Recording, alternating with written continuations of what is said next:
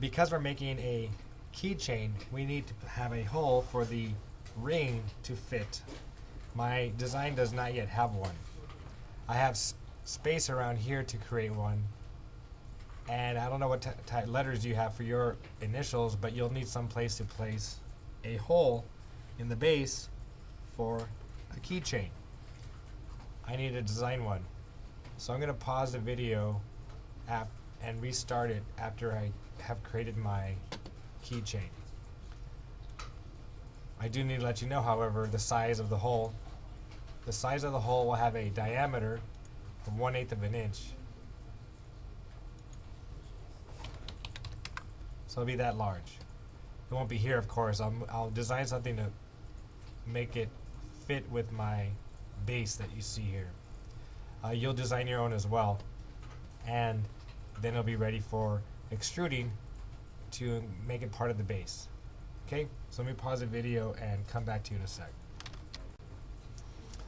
Okay, so this is my idea for my design.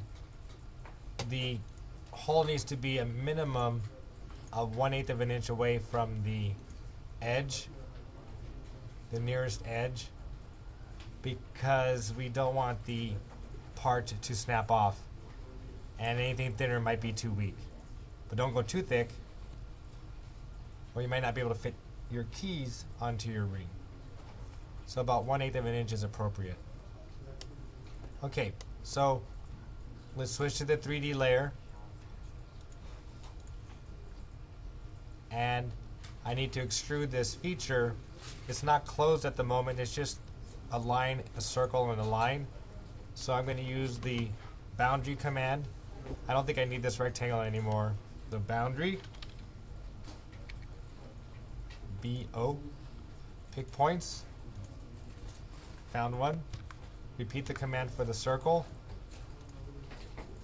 Oh, never mind, it's already a circle, but I did it anyway. So there's my two boundaries, one here and one here. Okay, let's extrude that. We're going to extrude it down. So extrude.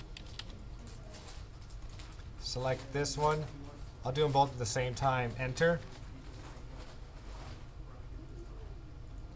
1/16 of an inch downwards. And I need to union these two pieces together. I need to subtract these two pieces. Union. This with the rest of the base. Enter. I know I lost part of my A outline, but that's okay. And now subtract. Subtract. This. Enter. Circle. Enter. Let's make sure it's a hole by putting on our color. There it is. Let's take off all of our two-dimensional layers. So all we have left is our three-dimensional object. We need to save our file, but we need to do we're going to have to export it to the file type that is used for 3D printing. This is the one, lithography STL file. This is the file type we need. Okay, so I'm saving that. We're going to send that to the 3D printer, and the 3D printer will create this object. So you see my cursor saying select objects or watertight meshes. So when we are exporting a lithography file or an STL file, we need to tell it what we're working with on our drawing. Conveniently though, I took off all my two-dimensional lines so that we can just pick this, hit enter, and now this object has been selected and saved. We'll verify if we need to move the object to the origin or not. Sometimes that's necessary for 3D printers to know where your object is.